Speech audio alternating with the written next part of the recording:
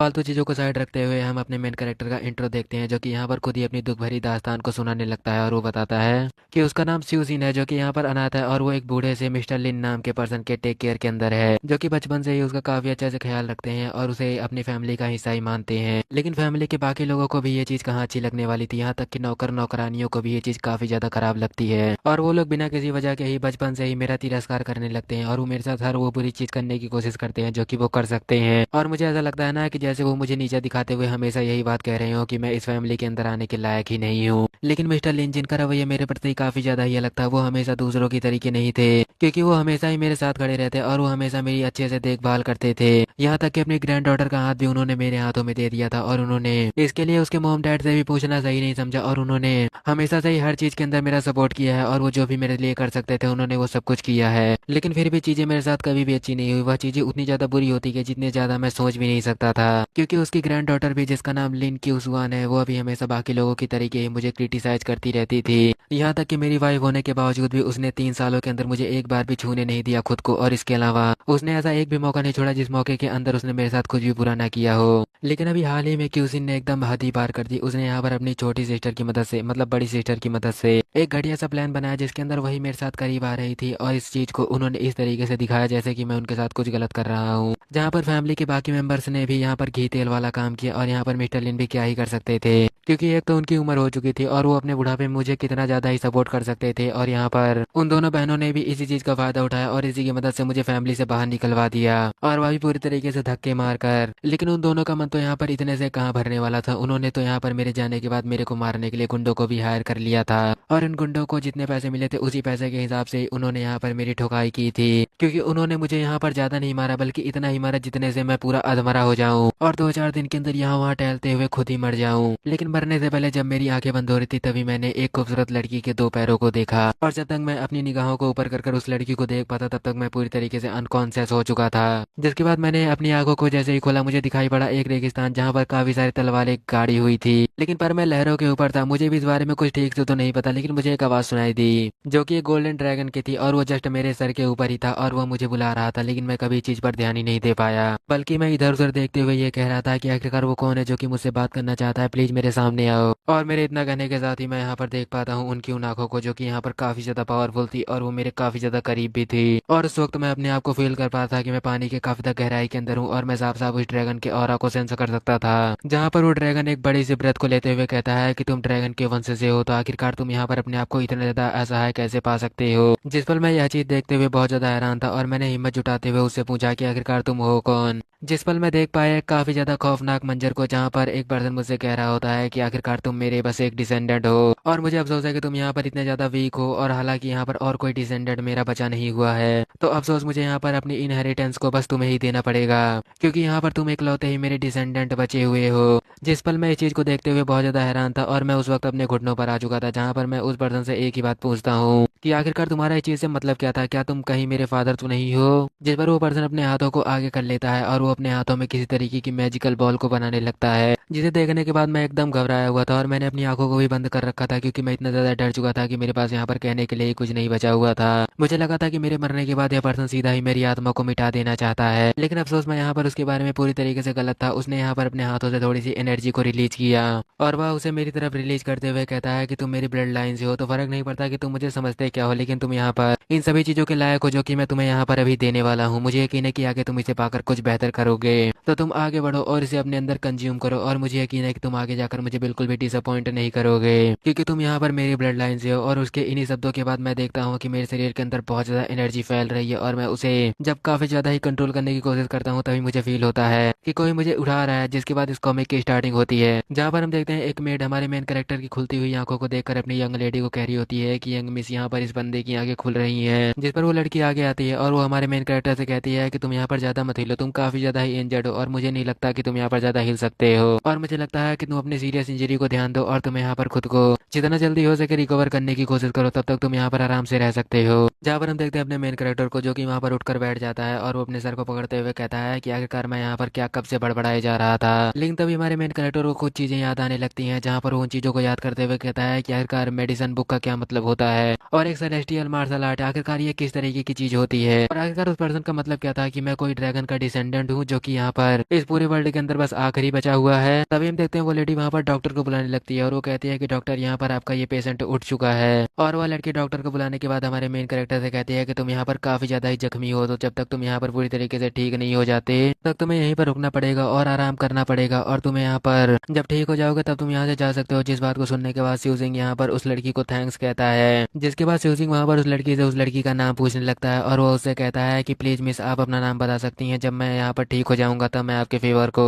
कोशिश करूंगा कि मैं फ्यूचर में लौटा सकूं। जिस पर वो लड़की अपना नाम बताने की बजाय वहाँ पर शिव सिंह से पूछने लगती है कि वैसे तुम्हारे पूरे शरीर पर चोट लगी हुई है, तो आखिरकार तुम्हारे पूरे शरीर पर चोट लगी तो लगी कैसे। इस पर हमारा मेन कैरेक्टर वापस से अपनी बातों को रिपीट करता है और वो कहता है कि मिस आपने मेरी जान बचाई है और मैं आपके फेवर को रिटर्न करना चाहता हूँ, तो क्या अपना नाम आप बता सकती हैं मुझे। जिस पर वो लड़की इस बात को सुनने के साथ ही अपने फेस को साइड कर लेती है और वो इस बात को टालते हुए कहती है कि नहीं, वो मैं नहीं थी जिसने यहाँ पर तुम्हें बचाया है, बल्कि वो मेरे ग्रैंडफादर थे जिन्होंने कि मुझसे कहा था कि यहाँ पर मैं तुम्हें बचा लूँ, तो बस मैं उनके कहने पर ही यहाँ पर तुम्हें लेकर आई हूँ, नहीं तो मैं वहीं पर तुम्हें छोड़कर जाने वाली थी। जिस पर हमारा मेन कैरेक्टर कहता है कि क्या तुम्हारे ग्रैंडपा, क्या ऐसा है कि मैं तुम्हारे ग्रैंडपा को जानता हूँ, आखिरकार वो है कौन। जिस पर हम देखते हैं वो लड़की अपने ग्रैंडपा के बारे में बताते हुए काफी ज्यादा ही दुखी और रोने वाली कंडीशन के अंदर आ जाती है और वो बताती है शिव सिंह से कि मेरे ग्रैंडफादर यहाँ पर सफरिंग कर रहे हैं एक बहुत बड़ी गंभीर बीमारी से, और मुझे समझ में नहीं आ रहा कि मैं इसे ठीक कैसे करूँ, और मैं यहाँ पर अपने ग्रैंडफादर को बचाने के लिए हर वो कोशिश कर रही हूँ और मैं यहाँ पर सारी की सारी अच्छी चीजें कर रही हूँ जिसकी वजह से गॉड मेरे फेवर के अंदर आ जाए और वो मेरे ग्रैंडफादर को ठीक कर दें, क्योंकि मैं उन्हें बिल्कुल ठीक देखना चाहती हूँ।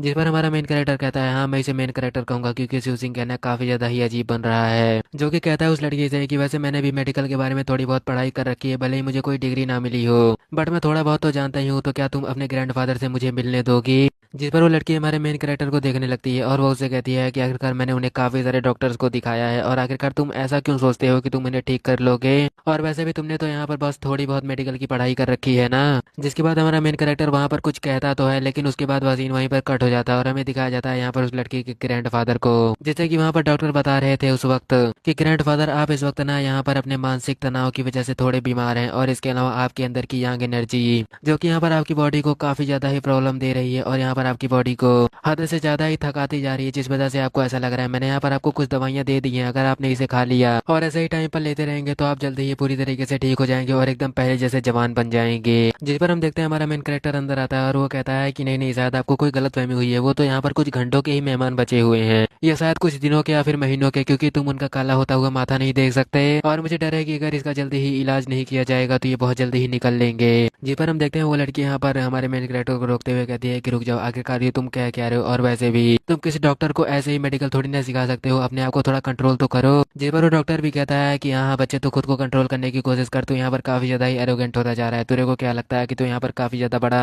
डॉक्टर है क्या, थोड़ी बहुत मेडिकल नॉलेज के बारे में जान लेने से कोई इंसान बहुत बड़ा डॉक्टर नहीं बन जाता, और वैसे भी मैं डॉक्टर ली हूँ एक डीसी डॉक्टर, तो तुम यहाँ पर मेरे से इस तरीके से तो बात बिल्कुल भी नहीं कर सकते, और मिस्टर सिंह तो यहाँ पर पूरी तरीके से ठीक है। जिस पर हमारा मेन कैरेक्टर कहता है कि ओ इनका नाम मिस्टर सिंह है तो ठीक है, अगर इनको कुछ हुआ तो क्या आप इसकी पूरी तरीके से जिम्मेदारी ले सकते हैं। जिस पर डॉक्टर ली कहते हैं कि आखिरकार तुम्हारा मतलब क्या था रिस्पॉन्सिबिलिटी से, और वैसे भी उन्हें क्या होने वाला है, और वैसे भी मेरे जैसे महान डॉक्टर ने अगर ये बात कह दी है ना तो ये पूरी तरीके से पत्थर की लकीर हो चुकी है, उन्हें कुछ नहीं होने वाला, तुम इस पत्थर को तोड़ तो क्या हिला भी नहीं सकते। जिस पर हम देखते हैं तभी वहाँ पर मिस्टर शिव के मुंह से ब्लड निकलने लगता है। जिस पर हम देखते हैं मिस्टर शिव के ग्रैंड डॉटर को, जो कि वहाँ पर उनके पास आती है और वो डॉक्टर से कहती है कि डॉक्टर आखिरकार आपने जो कहा था यहाँ पर वैसा तो कुछ नहीं हो रहा है, और वैसे क्या आप इतनी देर से कुछ ऐसे ही ठीक होने के बारे में बता रहे थे क्या। जिस बात को सुनने के बाद यहाँ पर डॉक्टर ली भी घबरा जाते हैं और वो कहते हैं कि नहीं नहीं, मैं ऐसा कुछ भी नहीं कह रहा था, मैं तो यहाँ पर अपनी पत्थर की लकीर के बारे में बातें कर रहा था। जिस पर वो लड़की कहती है कि आपको क्या दिखाई नहीं देता, आपकी पत्थर की लकीर पूरी तरीके से टूट चुकी है और आपको दिखता नहीं है कि यहाँ पर आपने जो कुछ भी कहा था वो सब कुछ यहाँ पर उल्टा ही हो रहा है। जिस पर वो डॉक्टर और भी ज्यादा घबरा जाते हैं और वो कहते हैं उस लड़की से कि नहीं नहीं, मुझे माफ करिएगा,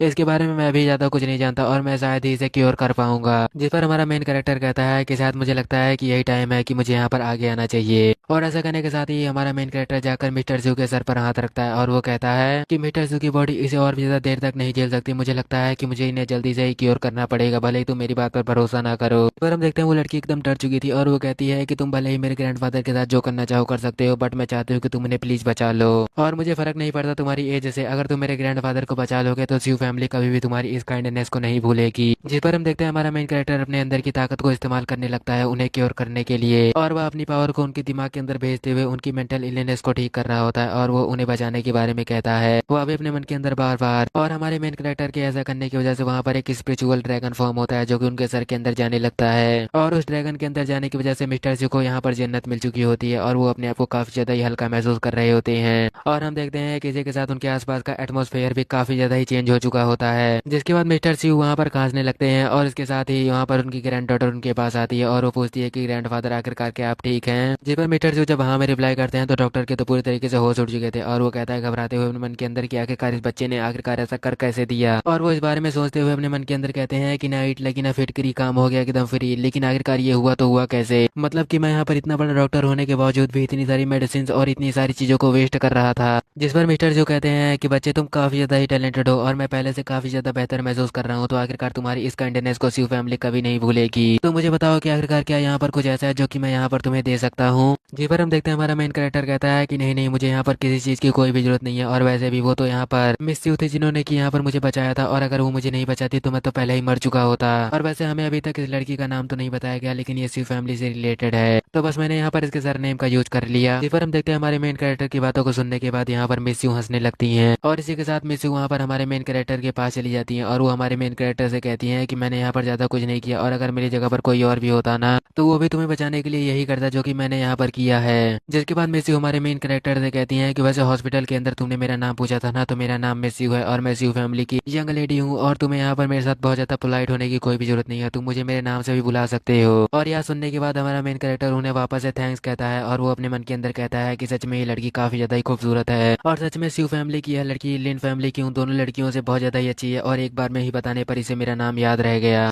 जिसके बाद हमें दिखाया जाता है कि विंग हमारे मेन कैरेक्टर के काफी ज्यादा ही करीब चली आती है और वो हमारे मेन कैरेक्टर से कहती है कि वैसे क्या तुम मुझे बता सकते हो कि अभी मेरे ग्रैंडफादर और कितने वक्त तक जिंदा रह सकते हैं। जिस बात को मिस्टर शिव भी सुन लेते हैं और वो कहते हैं अपनी ग्रैंड डॉटर से कि विंग आखिरकार ये तुम क्या कह रही हो और इसके अलावा तुम्हें इस बारे में नहीं सोचना चाहिए, और वैसे भी जो डेथ है वो हमारी फेथ के साथ जुड़ी हुई है और लाइफ और डेथ को कोई कंट्रोल नहीं कर सकता, तो वैसे भी तुम्हें इन चीजों की चिंता नहीं करनी चाहिए। और वैसे भी तुम यंग मैन, क्या तुम आज रात यहाँ पर रुकना चाहोगे? यहाँ पर मैं तुम्हारे लिए एक दावत रखना चाहता हूँ, क्या तुम इसे पूरी तरीके से एंजॉय करना चाहोगे यहाँ पर रुककर। जिस पर हमारा मेन कैरेक्टर घबरा जाता है और वो उनसे कहता है कि मुझे माफ करिएगा लेकिन मैं यहाँ पर कुछ ज्यादा ही पतला हो चुका हूँ, तो मैं यहाँ पर मोटा होने के लिए एक डाइट रख रहा हूँ, तो इसी वजह से मुझे माफ कर दीजिएगा, मैं आपकी रात की पार्टी के अंदर ज्वाइन नहीं हो पाऊंगा। फिर हम देखते हैं हमारे मेन कैरेक्टर को क्यूज1 टेक्स्ट करती है और वो हमारे मेन कैरेक्टर से कहती है कि तुम ट्रेस कहीं कि आखिरकार तुम इतने सारे लोगों के द्वारा इतनी बुरी तरीके से मारे जाने के बाद भी जिंदा बच गए, तुम तो यहाँ पर मौत को भी अफोर्ड नहीं कर सकते, लेकिन फिर भी मैं नहीं चाहती कि तुम वहाँ पर दूसरे लोगों के ऊपर बोझ बनो, तो जल्दी करो और वापस से हमारी फैमिली के अंदर आ जाओ। पर हम देखते हैं हमारा मेन कैरेक्टर एक स्माइल करता है और वो अपने मन के अंदर कहता है कि आखिरकार ये है क्या, और वैसे भी कोई भी लड़की इतनी ज्यादा क्रूअल कैसे हो सकती है।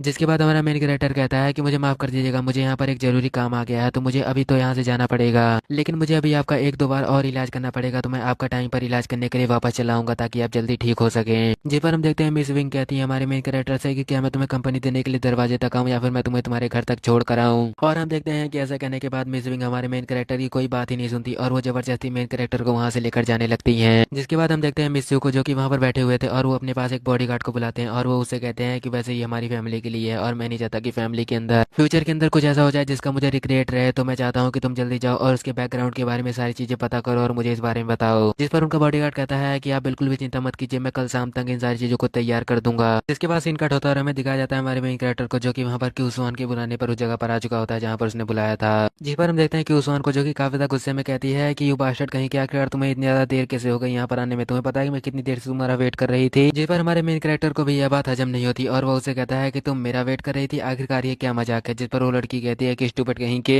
और वैसे भी मैंने तुम्हें यहाँ पर तुम्हारी सफाई सुनाने के लिए नहीं बुलाया, बल्कि मैं तो तुमसे डिवोर्स चाहती हूँ और तुम जल्दी से मुझे डिवोर्स दे दो, क्योंकि तुम तो पहले ही लिन फैमिली से बाहर कर दिए गए हो, तो इसलिए बस मुझे डिवोर्स चाहिए तुमसे। और ऐसा कहने के साथ ही शिव सिंह वहाँ पर एक क्रीपी से स्माइल करती है और वो हमारे मेन कैरेक्टर से कहती है कि बस यहाँ पर कोई ऐसा है जिसे तुम्हें मिलकर काफी ज्यादा ही अच्छा लगेगा। और ऐसा करने के बाद ही शिव सिंह वहाँ पर एक पर्सन को हक करती है और वो हमारे मेन कैरेक्टर से कहती है ऐसा करने के बाद कि वैसे दरअसल ये पर्सन सिंगसी ग्रुप का सीईओ है और इसके अलावा इसका नाम येंग ही है, जो कि यहाँ पर मेरा फ्यूचर हस्बैंड होने वाला है, और तुम्हें मुझे ये बताने की जरूरत नहीं है कि मैं तुम्हें चीट कर रही थी, हाँ मैं कर रही थी। जिस पर हमारा मेन कैरेक्टर कहता है कि मुझे इससे कोई फर्क नहीं पड़ता, और वैसे भी तुम्हारा हस्बैंड होने के बावजूद भी मैं लिन फैमिली के अंदर 3 साल तक एक सर्वेंट बनकर रहा हूँ, और इस बीच तुमने मुझे एक बार भी इंसान के नजरिए से बिल्कुल भी नहीं देखा। जिस पर शिव सिंह कहती है कि ये तो तुम्हारे लिए बिल्कुल हॉनर की बात होनी चाहिए कि तुम मेरे सर्वेंट के तरीके रह पाए, और वैसे भी अब तुम्हें इससे कोई फर्क नहीं पड़ता, तुम जल्दी और इस डिवोर्स पेपर के ऊपर अपने साइन करो और जल्दी से यहाँ से दफा हो जाओ, क्योंकि मैं तुम्हारा फेस और ज्यादा देर तक नहीं देखना चाहती। जिस पर हमारा मेन कैरेक्टर उस डाइवोर्स पेपर पर साइन कर देता है और उसे वहां पर उसके फेस पर फेंकते हुए कहता है कि ठीक है, अब मैं यहाँ से जाता हूँ और मेरा लिन फैमिली से कोई वास्ता नहीं। जिस पर हम देखते हैं सुसिंग काफी ज्यादा गुस्से में वहां पर बाहर आ जाती है और वो हमारे मेन कैरेक्टर से कहती है कि तुम बास्टर्ड कहीं के, तुम्हारी हिम्मत कैसे हुई इस तरीके का बिहेवियर करने की मेरे साथ। वापस आओ और अपने घुटनों पर बैठकर उस पेपर को उठाओ और मुझसे माफी मांगते हुए वह पेपर मुझे दो। जिस पर हमारा मेन कैरेक्टर कहता है कि अब हमारा डिवोर्स हो चुका है तो मैं अब तुम्हारे आगे बिल्कुल भी नहीं झुकने वाला। और ऐसा करने के बाद हमारा मेन कैरेक्टर जैसे ही थोड़ा और आगे जाता है वो वहाँ पर मिस विंग को देखकर हैरान था और वो उनसे कहता है कि मिस विंग, आखिरकार क्या आपने मुझे अभी तक नहीं छोड़ा? मतलब आखिरकार आप यहाँ पर अभी तक रुकी क्यों हुई हैं, आप अभी तक गए क्यों नहीं? जिस पर मिस विंग कहती है कि मैं तो इतना कर ही सकती हूँ और वैसे भी इससे कोई फर्क नहीं पड़ता, और इसके अलावा मेरे ग्रैंड फादर ने फोन किया था और उन्होंने मुझसे कहा है कि वो तुमसे वापस से मिलना चाहते हैं, तो तुम जल्दी करो और मेरे साथ वहाँ पर चलो। और हम देखते हैं कि मिस विंग से हमारे मेन कैरेक्टर को बात करते हुए देखकर इन दोनों की ही पूरी तरीके से जल जाती है, जहाँ पर जिस पर यांग यिंग कहता है कि इतनी ज्यादा खूबसूरत लड़की जैसे कि वो कोई एक्ट्रेस हो, मुझे यकीन नहीं होता कि आखिरकार वो यहाँ पर इस जैसे ड्रेस के साथ क्यों बातें कर रही है और वो उसके साथ यहाँ पर कहाँ जाना चाहती है। मुझे तो ऐसा लगता है कि वह जरूर उसे एक सर्वेंट के तौर पर जॉब देना चाहती होगी, क्योंकि वैसे भी वो तुम्हारे यहाँ 3 साल तक काम कर कर जरूर काफी ज्यादा स्किलफुल हो गया होगा। जिस पर सुसिंग कहती है कि हाँ हाँ, वो बहुत अच्छे से काम करता था, यहाँ तक कि हमारे सर्वेंट भी उतना अच्छा काम नहीं कर सकते होंगे, तो मुझे लगता है कि शायद इसी वजह से वह बस उसे अपने यहाँ काम पर रखने के लिए ही बुला रही होगी। जिसके बाद हमारा सीन कट होता है और हमें दिखाया जाता है मिस्टर शिव को, जिनके पास उनका बॉडीगार्ड आता है और उन्हें बताता है कि मिस्टर शिव, दरअसल आपने मुझे जिस बच्चे की इन्फॉर्मेशन को निकालने के लिए कहा था, मैंने उसकी इन्फॉर्मेशन को निकाल लिया है, और वो दरअसल और इसके अलावा लिन फैमिली के ग्रैंडफादर ने यहाँ पर उसे अडॉप्ट कर लिया था और उसके बाद अपनी बेटी की शादी भी उसी के साथ करा ली और उसे अपना सन इन लॉ बना लिया था। जिस पर मिस्टर शिव कहते हैं कि ओ लिन फैमिली, आखिरकार वो तो बीजिंग में जाने वाली थी ना। जिस पर वो कहता है पर्सन कि हाँ, अभी वो सारे लोग अभी बीजिंग के अंदर ही हैं। जिस पर मिस्टर शिव कहते हैं कि ओ ऐसी बात है, तो मुझे लगता है कि यहाँ पर मेरी उनसे कुछ ज्यादा जान पहचान बिल्कुल भी नहीं है। लेकिन वैसे क्या इसका ये मतलब हो सकता है कि कोई उसे पीछे से सपोर्ट कर रहा हो? जिस पर वहाँ पर उनका बॉडीगार्ड कहता है कि नहीं, मुझे ऐसा नहीं लगता, और वैसे भी वो तो कई सालों से लिन की फैमिली के अंदर उनके ग्रैंडपा की देखभाल कर रहा है, तो मुझे लगता है कि इसी वजह से उसे मेडिसिन का काफी अच्छा एक्सपीरियंस हो चुका है। जिस पर मिस्टर शिव कहते हैं कि ओ अब मुझे लगता है कि मैंने कुछ ज्यादा ही उसे महत्व दे दिया था, क्योंकि मुझे नहीं लगता कि किसी के सर पर हाथ रखने से उसकी इलनेस को इस तरीके से भी क्योर किया जा सकता होगा। और वैसे भी मुझे लगता है कि वो बच्चा उस वक्त काफी ज्यादा ही लकी था और उसकी लकी किस्मत की वजह से ही ये सब कुछ हो गया। तो ठीक है, मुझे ऐसा लगता है कि मुझे उस बच्चे को एक बार और आजमाना पड़ेगा, तो तुम जल्दी करो यहाँ पर, क्योंकि मैंने उसे लेने के लिए विंग को भेज दिया था। और इसके अलावा तुम जल्दी करो और यहाँ पर डॉक्टर ली को फोन करो और उन्हें जल्दी से यहाँ पर आने के लिए कहो। जिसके बाद हमारा सीन कट होता है और हमें दिखाया जाता है हमारे मेन कैरेक्टर को, जहाँ पर यिंग उसे ले आकर एक कमरे के पास, मेरा मतलब कमरे के अंदर छोड़ देती है, और वह वहाँ पर हमारे मेन कैरेक्टर से उससे उसकी मेडिसिन बनाने के लिए कहती है और वो वहाँ से जाने लगती है। तभी हमारा मेन कैरेक्टर कहता है उससे कि प्लीज क्या तुम यहाँ पर किसी को बुला सकती हो जो कि मेरे द्वारा लिखी हुई दवाइयों को यहाँ पर ले आ सके, और इसके अलावा मैं यहाँ पर तुम्हारे ग्रैंडफादर के लिए मेडिसिन बनाता हूँ, तब तक तुम अपने ग्रैंडफादर को लेकर वह हॉल के अंदर इकट्ठा हो जाओ। जिस पर विंग कहती है कि तुम बिल्कुल भी इस बारे में चिंता मत करो, मैं तुम्हारे लिए यहाँ पर एक मेड को भेज देती हूँ जो कि तुम्हारी मदद कर देगी, और इसके अलावा तुम्हें यहाँ पर किसी भी चीज की जरूरत पड़े तुम यहाँ पर कह सकते हो, मैं उसे तुरंत यहाँ पर मंगवा दूंगी। और वैसे भी मैं ग्रैंडफादर को लेकर अभी हॉल के अंदर पहुंचती हूँ और हम वहीं पे तुम्हारा वेट कर रहे हैं, तो तुम बिल्कुल भी इस बारे में चिंता मत करना। जिस पर हमारा मेन कैरेक्टर कहता है कि इस चीज के लिए आपका बहुत बहुत शुक्रिया। और हम देखते हैं कि विंग के जाने के बाद हमारा मेन कैरेक्टर अपने सर पर हाथ रख लेता है और वो कहता है कि अरे नहीं, मुझे लगता है कि मैंने कुछ ज्यादा ही जल्दी कर दी, और आखिरकार किसी की मेंटल इलनेस को ठीक करने के लिए मैं इतना जल्दी कोई मेडिसिन कैसे बना सकता हूँ? कहीं मेरे साथ ऐसा तो नहीं है कि मैंने यहाँ पर अपने ही पैरों पर कुल्हाड़ी मार ली हो ऐसा करके? और हम देखते हैं कि हमारा मेन कैरेक्टर ऐसे ही परेशान होता है, लेकिन तभी अचानक से उसके सर के ऊपर काफी सारी किताबें फ्लोट करने लगती हैं, जो कि रियल में उसी की बॉडी के ही अंदर से निकल रही थी। और यह देखकर हमारा मेन कैरेक्टर हैरान होता है, लेकिन वो वहाँ पर ज्यादा रिएक्ट ना करते हुए उन किताबों में से एक मेडिसिन बनाने वाली किताब को ढूंढने लगता है। लेकिन तभी हमारे मेन कैरेक्टर को यहाँ पर एक ह्यूमन थेरेपी की बेसिक किताब दिखाई देती है, जिसे देखकर वो कहता है अपने मन के अंदर की सच में मुझे लगता है कि यही किताब वो होगी। शायद अगर मैं इस किताब को एक बार समझ जाऊँ तो मुझे लगता है कि मैं उस इलनेस को काफी आसानी से ठीक कर सकता हूँ। और वैसे भी मेरे पास यहाँ पर ज्यादा टाइम तो बचा नहीं हुआ है, तो मुझे लगता है कि यह डिसीजन मेरे लिए काफी ज्यादा ही अच्छा रहेगा। फिलहाल के लिए यही आजमा कर देखते हैं, बाद में कुछ होगा तो मैं इसे दोबारा से ठीक करने की पूरी कोशिश करूंगा। जिसके बाद हमारा मेन कैरेक्टर विंग की बात को याद करता है और वो बाहर देखता है तो वहाँ पर सच में एक मेड खड़ी हुई थी, जो कि यहाँ पर हमारे मेन कैरेक्टर की मदद के लिए थी। जिस पर हमारा मेन कैरेक्टर उसे वह कागज दिखाते हुए कहता है कि वैसे इसके अंदर कुछ मेडिसिन हैं, तो क्या तुम इसे मेरे लिए ले आ सकती हो यहाँ पर? जिसके बाद हमारा सीन कट होता है और हमें दिखाया जाता है हॉल का सीन, जहाँ पर मिस्टर जू कह रहे होते हैं डॉक्टर ली से कि वैसे क्या हुआ, क्या इसके अलावा और कोई रास्ता नहीं बचा हुआ है? जिस पर डॉक्टर ली कहते हैं कि मुझे माफ कर दीजिएगा, लेकिन अगर आप 10 साल और छोटे होते और तब मैं मैं इस बीमारी को ठीक कर सकता था और मैं इस बीमारी को ठीक करने के लिए आपका ब्लड ट्रांसफ्यूजन करा देता, लेकिन अभी ये संभव नहीं है क्योंकि अगर मैंने अभी ऐसा किया तो आपकी करंट सिचुएशन की बॉडी के साथ आप बिल्कुल भी इसे सर्वाइव नहीं कर पाएंगे और आपकी बहुत आसानी से डेथ हो जाएगी। तभी हम देखते हैं इस बात को सुनकर विंग यहाँ पर अपने ग्रैंडपा के पास जाती है और वो कहते हैं कि ग्रैंडपा, मुझे लगता है कि आप कुछ ज्यादा ही सोच रहे हैं और वैसे भी मैंने उसे आपके कहने पर बुला लिया और मैंने उसे एक रूम भी दे दिया जहाँ पर वो अपनी दवाई को बना सकता है और इसके अलावा मैंने उसे उसकी दवाई को बनाने के लिए पूरी की पूरी छूट दे रखी है, तो वो जल्दी आपकी दवाई को बना लेगा और मुझे यकीन है कि आप इसे पूरी तरीके से ठीक हो जाएंगे।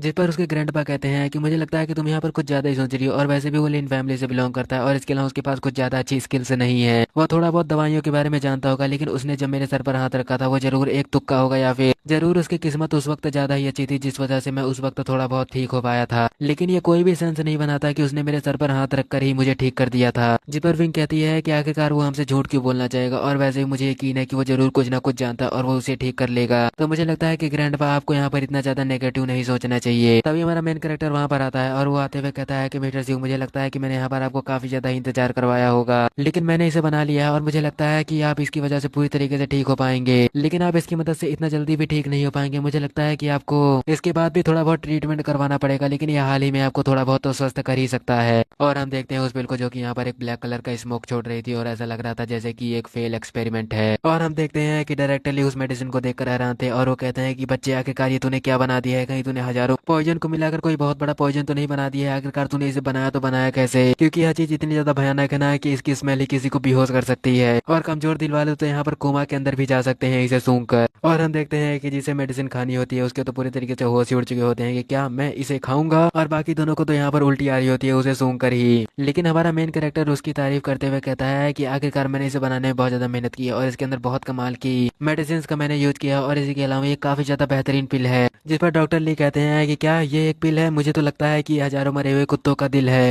जो कि सड़ जाने के कारण यहाँ पर इतनी बुरी तरीके से स्मेल कर रहा है। जिस पर हमारा मेन कैरेक्टर कहता है कि यहाँ पहले तो ये काफी ज्यादा अच्छी स्मेल कर रही थी, बट ये बाद में काफी ज्यादा बुरी तरीके से स्मेल करने लगी और मुझे इसकी स्मेल की वजह से खुद की नाक को भी यहाँ पर बंद करना पड़ा। लेकिन अब मुझे लगता है कि मुझे इसकी आदत पड़ चुकी है और मुझे लगता है कि आपको भी थोड़ा ट्राई करना चाहिए, क्योंकि मुझे यकीन है कि मैंने इसके ऊपर काफी ज्यादा मेहनत की है और ये पिल पूरी तरीके से काम करने वाली है। जी पर हम देखते हैं वहाँ पर डॉक्टर ली कहते हैं कि क्या तूने इतनी ज्यादा घटिया पिल बनाने के लिए इतनी ज्यादा मेहनत की है? मुझे यकीन नहीं होता कि तू इतना बड़ा बेवकूफ है। मतलब अगर तू जाकर ना कचड़े के अंदर भी ऐसी दवाइयां ढूंढेगा ना तो वहाँ पर ऐसी बहुत सारी दवाइयां मिल जाएंगी। तो क्या मुझे तू ठीक ठीक बता सकता है कि ये दवाई सच में किसी को ठीक करने के लिए है या फिर उसे पागल कर मार देने के लिए है? जी पर हमारा मेन कैरेक्टर कहता है कि भले ही आपको पहली बार में ये इतनी ज्यादा मजेदार ना लगे, लेकिन आप जैसे ही इसे खाएंगे मिस्टर शिव, मैं इस चीज की गारंटी लेता हूँ कि आपको एकदम नए जैसा बना देगी। आपको ऐसा फील कराएगी जैसे कि आप अपनी जवानी के दिनों के अंदर आ चुके हैं और काफी ज्यादा ठीक हो चुके होंगे। जी पर हम देखते हैं विंग यहाँ पर अपने ग्रैंडपा को कन्विंस करने लगती है और वो कहती है कि आपको इसे ट्राई करने में क्या होता है, और वैसे भी सभी दवाइयाँ कड़वी होती हैं, तो ये भी उन्हीं दवाइयों की तरीके एक दवाई है, तो इसका भी कड़वा होना थोड़ा बहुत लाजमी है। लेकिन आप बिना बुक को पढ़े उसके कवर को कैसे जज कर सकते हैं? तो मुझे लगता है कि ग्रैंडपा आपको एक बार तो ट्राई करना ही चाहिए। जी पर हम देखते हैं वहाँ पर वो डॉक्टर उस पिल को देखने लगता है और वो कहता है कि ये तो थोड़ा चाइनीज मेडिसिन की तरीके है, क्योंकि ये तो काफी ज्यादा यूनिक तरीके से बनाई गई है। मुझे नहीं पता कि तुमने इसे बनाना सीखा कहाँ से है, लेकिन मुझे ये बात तो पता है कि ये दवाई बिल्कुल भी सही नहीं बनी हुई है। लेकिन शायद ऐसा भी हो सकता है कि ये दवाई बिल्कुल ही सही बनी हो, क्योंकि मुझे इन दवाइयों के बारे में ज्यादा नॉलेज नहीं है। बस मैंने इनके बारे में थोड़ा बहुत सुन रखा था और मुझे इसे देखने में बिल्कुल भी ऐसा नहीं लगता कि इसके अंदर कोई पॉइजन पड़ा होगा। तो मिस्टर सू, मुझे लगता है कि आप जरूर से एक बार और ट्राई कर सकते हैं, शायद ये आपके लिए काफी ज्यादा फायदेमंद हो जाए। जिस पर मिस्टर सू उस दवाई को अपने हाथों में लेते हुए कहते हैं कि अगर आप इतना ही कह रहे हैं तो मुझे लगता है कि मुझे एक बार तो इसे ट्राई करना ही चाहिए। भले इसके बाद मुझे कुछ भी हो जाए, भले ही मैं इस दुनिया के अंदर ना रहूं या फिर थोड़ा बहुत पागल बन जाऊं, लेकिन आखिरकार एक बार तो मैं इसे ट्राई कर ही सकता हूँ। जिसके बाद मिस्टर सू उस दवाई को खाने लगते हैं और वो कहते हैं डॉक्टर ली से कि डॉक्टर ली प्लीज मेरे जाने के बाद आप मेरी बेटी का ख्याल रखना, और वैसे भी अगर इस दवाई को खाने के बाद मुझे कुछ हो जाए ना तो प्लीज आप उस बच्चे के साथ कुछ ही मत करना। जिस पर डॉक्टर सू कहते हैं कि आप बिल्कुल भी इस बारे में चिंता मत कीजिए, आपको यहाँ पर कुछ नहीं होने वाला, मैं अभी यहाँ पर हूँ। और हम देखते हैं कि जिसके बाद मिस्टर सू उस दवाई को खा लेते हैं और हम देखते हैं कि उसे खाने के बाद मिस्टर सू को फील होने लगता है कि जैसे उनकी बॉडी काफी ज्यादा ही हल्की हो चुकी है। और जहाँ तक बात रही मेरी ताकत की, तो मुझे ऐसा लगता है ना कि मेरी ताकत यहाँ पर सुपर साइयन के सेकंड फॉर्म तक चली गई है और अब मुझे ऐसा लगता है कि मैं एक पंच में किसी मक्खी को भी बेहोश कर सकता हूँ। और इसे खाने के बाद तो यहाँ पर मेरी उम्र तो 55 की है, लेकिन मेरा दिल तो एकदम बचपन का फील हो रहा है। और हम देखते हैं यहाँ पर विंग को, जो कि यहाँ पर हैरान थी अपने ग्रैंडपा के हाथ को उनके दिल के पास देखकर, और वो कहती है कि ग्रैंडपा के यार आपको क्या हो गया है? क्या इसे खाने के बाद क्या आपको हार्ट अटैक आ चुका है या फिर आपको यहाँ पर दिल का दौरा पड़ चुका है? जिस पर डॉक्टर ली भी यहाँ पर हैरान होते हैं और वो कहते हैं कि क्या हुआ मिस्टर शिव का, आखिरकार क्या आपकी तबीयत कुछ ज्यादा ही खराब है?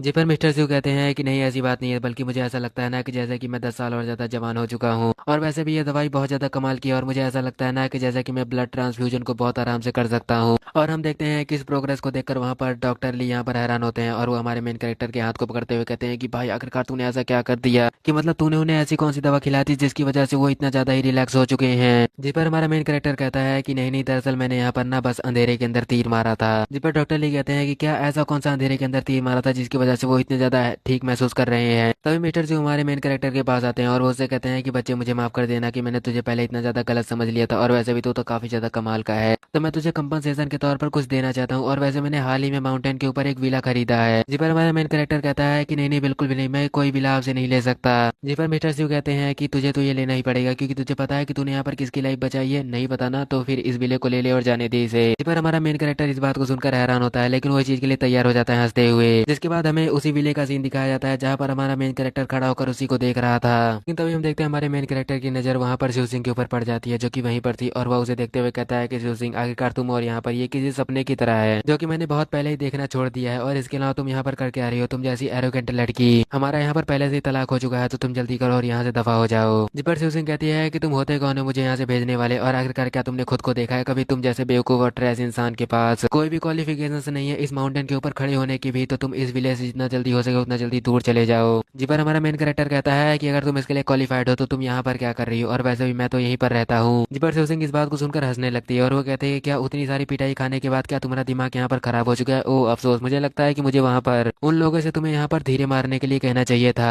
जी पर यांग यांग कहता है कि ये विला बहुत बड़ा है, और वैसे भी कुछ फिजूल खर्ची करने वाले लोगों के लिए ये कभी भी सच नहीं हो सकता, तो इस तरीके के सपने देखना छोड़ दो, और अगर तुम यहाँ से नहीं जाओगे तो मुझे लगता है मुझे तुम्हें यहाँ से भेजने के लिए दूसरा तरीका आजमाना पड़ेगा, क्योंकि तुम जैसे ट्रेस की हिम्मत कैसे हुई इस जैसे बड़े से बिल्लो को अपना कहने की। और हम देखते हैं कि वह दोनों ऐसे ही कहकर हमारे मेन कैरेक्टर का मजाक उड़ाने लगते हैं कैरेक्टर को, और वैसे अब से हम इसे चैंग कहेंगे, बिकॉज चैंग बोलने में काफी ज्यादा सिंपल लगता है। और इसके अलावा हम देखते हैं हमारे मेन कैरेक्टर को, जो कि यहाँ पर उन दोनों से कहता है कि आखिरकार मैं यहीं पर रहता हूँ, तो मुझे यहाँ से जाने की क्या जरूरत है। जिस पर चैंग की बातों को सुनने के बाद तो यहाँ पर चूजिंग हंसने लगती है, और वो चैंग से कहती है कि मुझे लगता है कि उतनी सारी मार खाने के बाद तुम्हारा दिमाग यहाँ पर खराब हो चुका है, अफसोस, मुझे उन लोगों से थोड़ा कहना चाहिए था तुम्हें धीरे मारने के लिए। लेकिन जिस पर यांग यांग भी हमारे मेन कैरेक्टर का मजाक उड़ाते हुए कहता है कि ये बिला बहुत ज्यादा बड़ा है, और इसके अलावा कुछ फिजूल खर्ची करने वालों का ये कभी भी नहीं हो सकता, तो इस तरीके के सपने देखना छोड़ दो, और अगर तुम यहाँ से नहीं गए तो फिर मुझे तुम्हें यहाँ से भेजने के लिए शायद दूसरा तरीका ही आजमाना पड़ जाए। जिसके बाद ऐसा कहने के बाद वो दोनों वहाँ पर हंसने लगते हैं, और हम देखते हैं कि उनकी स्माइल को देखने के बाद हमारा मेन कैरेक्टर कहता है कि वो तुमने इसे पहले से ही प्लान कर रखा था। और हम देखते हैं कि युंगिए के कहने के बाद यहाँ पर एक चैंग को मारने के लिए काफी ज्यादा स्ट्रॉन्ग पर्सन आ जाता है, जो कि अपने हाथों की उंगलियों को चटकाते हुए कहता है चैंग से कि वो तुम अपने पीछे खड़ी हुई लड़की को प्रोटेक्ट करना चाहते हो, मुझे ऐसे स्ट्रॉन्ग पर्सन बहुत ज्यादा पसंद है, मैं देखना चाहता हूँ कि तुम कितने ज्यादा स्ट्रॉन्ग हो सकते हो, मुझे बिल्कुल भी यहाँ पर डिसअपॉइंट मत करना। और वो स्ट्रॉन्ग पर्सन ऐसे ही बहुत कुछ कहे जा रहा होता है, लेकिन वो जैसे ही चैंग के पीछे खड़ी हुई लड़की को ध्यान से देखता है, उसके चेहरे के हाव भाव एकदम से बदल चुके थे, और वो काफी ज्यादा ही घबराते हुए कहता है कि मिस सू आखिरकार आप और यहाँ पर। जिस पर मिस विंग कहती हैं कि क्या मुझे अपनी प्रॉपर्टी को देखने के लिए तुमसे यहाँ पर पूछ कराना पड़ेगा, मैं जब चाहूँ यहाँ पर आ सकती हूँ, और वैसे भी मैं यह देखकर काफी ज्यादा डिसअपॉइंट हूँ कि आखिरकार तुम उस जैसे पर्सन के साथ हो, मुझे यकीन नहीं होता उस जैसा पर्सन भी तुम्हारा दोस्त बन सकता है। लेकिन अब जबकि तुमसे ये हो चुका है, तो मुझे लगता है कि मेरे पास तुम्हें कहने के लिए बस एक ही चीज बची हुई है कि या तो तुम उससे जितना हो सके उतना ज्यादा दूर रहने की कोशिश करो, या तो तुम मेरी नजरों से जितना ज्यादा हो सके उतनी ज्यादा दूर रहने की कोशिश करो। और हम देखते हैं कितना सुनते ही वो पर्सन काफी ज्यादा ही डर चुका था, और वो अपनी लड़खड़ाती हुई आवाजों से कहता है कि मिस मुझे यहाँ पर इस चीज के लिए माफ कर दीजिएगा, मुझे नहीं पता था कि मैं यहाँ पर किसी ट्रबल में ले आ रहा हूँ, क्योंकि मैं बस थोड़ा सा बहक गया था, और मैं नहीं चाहता कि आप मुझे और भी ज्यादा इस चीज के लिए गलत समझे, और मैं यहाँ पर कोई भी आपको सफाई भी नहीं देना चाहता, मैं बस इतना कहना चाहता हूँ कि प्लीज आप मुझे इस चीज के लिए माफ कर दीजिए, और मैं फ्यूचर के अंदर कभी भी दोबारा ऐसा बिल्कुल भी नहीं करूंगा। और हम देखते हैं कि इसके बाद वो सीधा ही जाकर शिव सिंह को एक थप्पड़ मार देता है, और वो कहता है कि आखिरकार तुम्हारी हिम्मत कैसे हुई मिस्सू के एक फ्रेंड को इस तरीके से डिसरिस्पेक्ट करने की। जी पर शिव सिंह यहाँ पर चाटा खाते हुए कहती है कि आखिरकार ये तुम कर क्या रहे हो, और मैं तो उसके साथ हमेशा से ही ऐसा करती थी, नहीं इससे 10 गुना ज्यादा करती थी। और हम देखते हैं शिव सिंह को, जो कि यहाँ पर चैंग को लेकर जाने लगती हैं, और वो चैंग से कहते हैं कि तुम पीछे मत देखो, वो तो कुछ मक्खियां जो कि यहाँ पर भिनभिना रही हैं, चलो अंदर चलकर तुम बाकी चीजों को क्यों नहीं देखते, और वैसे ही मुझे बहुत ज्यादा भूख लगी है, तो क्या तुम मेरे लिए यहाँ पर कुछ तैयार कर सकते हो। जी पर चैंग कहता है कि हाँ वैसे मैंने थोड़ी बहुत तो कुकिंग सीख रखी है। और हम देखते हैं पीछे का सीन, जहाँ पर शिव सिंह को बचाने के लिए उसका बॉयफ्रेंड आगे आता है, और वो यहाँ पर उस स्ट्रॉन्ग पर्सन को रोकते हुए कहता है कि हे आखिरकार तुम ये कर क्या रहे हो, और वैसे भी तुमने उस लड़की के अंदर ऐसा क्या देख लिया जो कि तुम यहाँ पर इतने ज्यादा डरे हुए हो, वो बस एक छोटी सी लड़की है, और इसके अलावा वो हमारा कर ही क्या सकती है। जी पर वो पर्सन ये है कि ऐसे काफी ज्यादा ही गुस्से में कहता है कि ये क्या तुम शिव फैमिली के बारे में नहीं जानते, इस सिटी की सबसे ज्यादा स्ट्रॉन्ग फैमिली के बारे में, ये उन्हीं स्ट्रॉन्ग फैमिलीज में से ही एक फैमिली से आती है जिसका नाम नाम है शिव फैमिली और ये वहाँ की यंग मिस है। तो मुझे लगता है कि अगर तुम फ्यूचर के अंदर मरना नहीं चाहते तो तुम जितना हो सके इससे दूर रहने की कोशिश करना।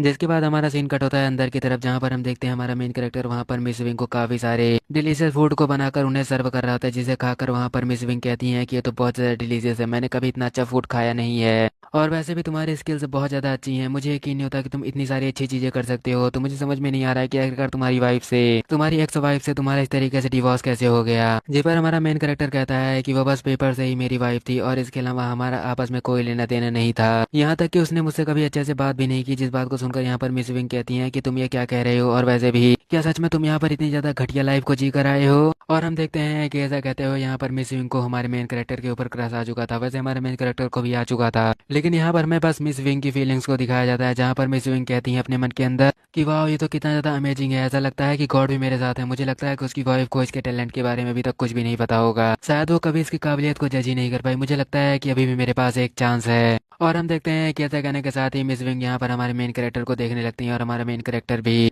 मिस विंग को यहाँ पर खुद की तरफ देखता हुआ देखकर शर्माने लगता है। और यहाँ पर उन दोनों के शर्माने की वजह से सिचुएशन काफी ज्यादा ही ऑकवर्ड बन जाती है, क्योंकि वह दोनों ही यहाँ पर एक दूसरे के लाल हो रहे चेहरे को देख सकते थे। और हम देखते हैं कि हमारा मेन कैरेक्टर अपना फेस दूसरी तरफ कर लेता है और वो शर्माते हुए अपने मन के अंदर कहता है कि अभी तक तो यह दिल शिव सिंह की तरफ धड़क रहा था और मुझे ऐसा लगता था कि मैं शिव सिंह की सारी बातों को मानता हूँ क्योंकि मैं उसे पसंद करता हूँ, लेकिन अभी तो ये यहाँ पर एकदम बेवफा निकला, क्योंकि ये तो यहाँ पर मिस विंग को देखने के बाद अपना पक्षी बदल चुका है। और हम देखते हैं कि मिस विंग यहाँ पर अपने फेस को पकड़ लेती हैं और वो कहती हैं अपने मन के अंदर कि आखिरकार ये मैं क्या सोच रही हूँ, आखिरकार क्या मुझे ऐसा सोचना भी चाहिए। मैं अपने ग्रैंडफादर के जेवियर को इस तरीके की नजरों से नहीं देख सकती, मुझे लगता है कि मुझे खुद पर कंट्रोल करना होगा। और हम देखते हैं कि ऐसा कहते हुए वह दोनों ही यहाँ पर चीजों को शांत कर लेते हैं और काफी अच्छे से फूड को एंजॉय करने लगते हैं, जहाँ पर मिस विंग यहाँ पर हमारे चैंग को एक मीट का टुकड़ा देते हुए कहती है कि ये तुम इसे भी खा लो क्योंकि तुम्हें अभी खाने की बहुत ज्यादा जरूरत है और ऐसे ही तुम इतनी ज्यादा कमजोर हालत में कभी भी मेरे ग्रैंडफादर का इलाज नहीं कर पाओगे। जिस पर चैंग कहता है कि आप बिल्कुल भी चिंता मत कीजिए, मैं यहाँ पर आपकी सोच से भी ज्यादा बहुत ज्यादा स्ट्रांग हूँ, मैं यहाँ पर ऐसे ही वीक नहीं होने वाला और मैं प्रॉमिस करता हूँ कि यहाँ पर आपके ग्रैंडफादर को अभी तक कुछ भी नहीं हुआ है और आगे भी कुछ नहीं होगा।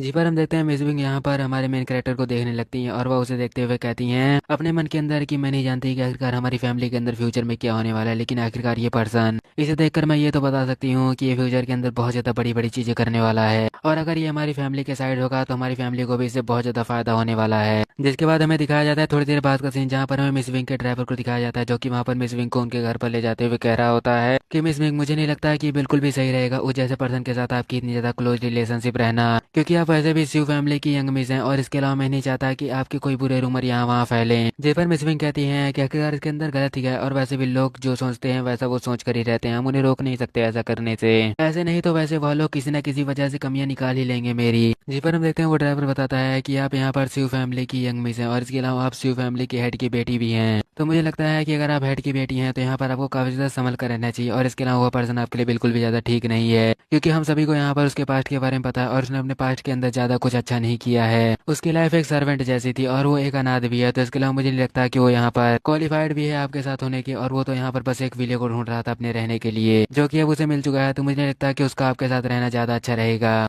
जिस पर मिस विंग यहाँ पर उस ड्राइवर से कहती हैं कि है क्या तुम यहाँ पर अपनी औकात को भूल चुके हो, क्या तुम यहाँ पर मेरे से इस तरीके की बात करने के लायक भी हो। मुझे लगता है कि तुम्हें उससे पहले खुद को देखना चाहिए, तुम यहाँ पर इतने भी ज्यादा क्वालिफाइड नहीं हो कि तुम मेरे फ्यूचर के बारे में डिसाइड कर सको, और वैसे भी जब ग्रैंडफादर मुझे इस बारे में कहेंगे तब मैं इस चीज के ऊपर ध्यान दूंगी, तब तक मैं यहाँ पर अपनी लाइफ को जैसे चाहूँ वैसे जी सकती हूँ। और मुझे लगता है कि मुझे तुम जैसे ड्राइवर की कोई सलाह की जरूरत भी है। जिस बात को सुनने के बाद वो पर्सन एकदम खामोश रह जाता है। जिसके बाद हम देखते हैं मिस विंग यहाँ पर विंडो से बाहर की तरफ देखने लगती हैं और वो बाहर की तरफ देखते हुए एक स्माइल करती हैं और वो हमारे मेन कैरेक्टर के बारे में सोचते हुए कहती हैं कि वह पर्सन बहुत ज्यादा ही कमाल का था, मुझे लगा नहीं था कि वो इतना ज्यादा कमाल का होगा। मुझे लगता है कि वह बीजिंग के अंदर बहुत जल्दी ही बहुत सारा नाम कमाने वाला है और वो बहुत ज्यादा आगे भी जाएगा। इसी के साथ हमारा सीन कट होता है और हमें दिखाया जाता है 3 दिनों के बाद का सीन, जहाँ पर हमें दिखाया जाता है माउंटेन साइड विला को, और वहाँ के जंगलों में हमें दिखाया जाता है हमारे मेन कैरेक्टर को, जो कि वहाँ पर बैठकर कल्टीवेट कर रहा होता है। और हम देखते हैं कि हमारे मेन कैरेक्टर के कल्टीवेट करने की वजह से उसके हाथों में एक एनर्जी ड्रैगन भी फॉर्म होने लगता है। लेकिन तभी हम देखते हैं हमारे मेन कैरेक्टर के मुंह से एक ब्लैक कलर का स्मोक निकलने लगता है और वह उसे देखते हुए कहता है कि ओ जैसा कि मैंने सोचा था, यहाँ की एनर्जी बहुत ज्यादा कम है और मैं यहाँ पर दोबारा से फेल हो चुका हूँ।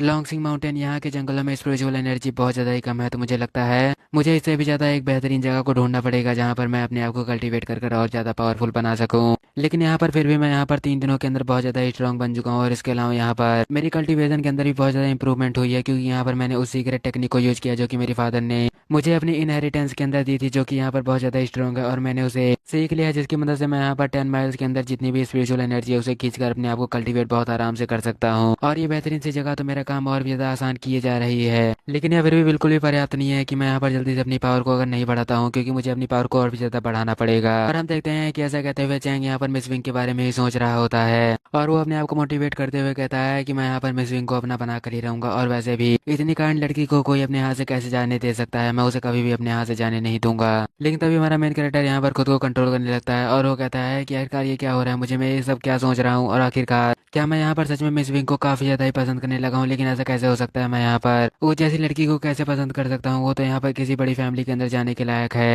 और वो मुझ जैसे ड्रेस के साथ तो कभी भी सूट नहीं करती है, उसे तो एक बड़ी फैमिली के अंदर ही जाना चाहिए। जिसके बाद हमारा सीन कट होता है और हम देखते हैं कि हमारा मेन कैरेक्टर यहाँ पर पहाड़ियों से देखने लगता है और वो कहता है कि वाह, मुझे लगता है कि मुझे यहाँ पर काफी ज्यादा टाइम हो चुका है नीचे गए हुए, तो मुझे लगता है कि मुझे एक बार शहर का एक चक्कर मारकर तो जरूर आना चाहिए। लेकिन एक चीज तो यहाँ पर है जो कि मैं यहाँ पर करना चाहूंगा, मैं शिव सिंह को यह बात दिखाना चाहूंगा कि मैं यहाँ पर कितना ज्यादा ग्रेट हूँ, और मैं उसे यहाँ पर ये चीज दिखा कर रहूंगा कि वो यहाँ पर कितनी ज्यादा ही बेवकूफ थी जो कि यहाँ पर उसने मेरे साथ ऐसा किया। और हमारा मेन कैरेक्टर ऐसे ही बातें कर रहा होता है, लेकिन तभी हमारे मेन कैरेक्टर को फील होता है कि यहाँ नीचे गेट के पास कोई ना कोई तो खड़ा हुआ है और वह उन्हें देखते हुए कहता है कि ओ नो, मुझे लगता है कि मुझे इन्हें भी यहाँ पर झेलना पड़ेगा। और हम देखते हैं कि ऐसा कहने के साथ ही चैंग यहाँ पर माउंटेन विला के गेट पर आ जाता है, जहाँ पर काफी सारे गुंडे उसके आगे खड़े हुए थे। जहाँ पर यंगी जो कि चैंग को यहाँ पर गेट के पास खड़ा हुआ देखकर कहता है कि आखिरकार तुझ जैसे ड्रेस की हिम्मत कैसे हुई हमारे सामने इस तरीके से खड़ा होने की, और आखिरकार तेरे साथ तुझ जैसी खूबसूरत लड़की कर क्या रही है। तभी हम देखते हैं यहाँ पर युंगी के साथ आए हुए गुंडों में से एक गुंडा कहता है कि आखिर तेरी हिम्मत कैसे हुई हमारे बॉस को इस तरीके से डराने की और यहाँ से जाने के लिए कहने की। और ये वैसे उसी पर्सन की बात कर रहा है जो कि यहाँ पर घबरा कर यंगे के सामने झुका हुआ था, और ये उसी पर्सन के बारे में बताते हुए कहता है कि हमारे बॉस यहाँ पर फालतू में डरे हुए हैं, आखिरकार उन्हें यहाँ पर इस जैसे बच्चे से बिल्कुल भी नहीं डरना चाहिए। मुझे लगता है कि जब मैं अपने बॉस को यहाँ पर उसकी टूटी हुई हड्डियों को दिखाऊंगा तो मुझे यकीन है कि मेरे बॉस इसके लिए बहुत सारी शाबाशियां देंगे मुझे। जी पर एक दूसरा पर्सन भी कहता है कि यहाँ पे अब तेरे लग चुके हैं, तेरे तो पूरी तरीके से लग चुके हैं। जी पर हम देखते हैं हमारा मेन कैरेक्टर उनसे कहता है कि ये क्या तुम यहाँ पर इतनी छोटी सी बात को यहाँ पर समझ नहीं सकते कि यहाँ पर मैं एक माउंटेन साइड विला पर रह रहा हूँ जो कि यहाँ पर शिव फैमिली की प्रॉपर्टी के अंदर आता है, और इसके अलावा उन्होंने मुझे इतना महंगा विला इतनी आसानी से दे दिया, तो ये तो काफी ज्यादा बड़ी बात है। तो इसका तो बस एक ही मतलब बनता है कि मैं यहाँ पर उनके बहुत ज्यादा ही करीब होऊंगा, और वैसे भी जब मैं उनके इतना ज्यादा ही करीब हूँ तो मैं उनके लिए बहुत ज्यादा खास पर्सन भी होऊंगा। तो क्या तुम्हें लगता है कि तुम यहाँ पर मेरे से लड़ने के लिए क्वालिफाइड भी हो या फिर नहीं? तो मुझे लगता है कि यहाँ पर मेरे पास एक ही सुझाव है जो कि मैं तुम्हें यहाँ पर दे सकता हूँ, जिसे तुम यहाँ पर मुझे आराम से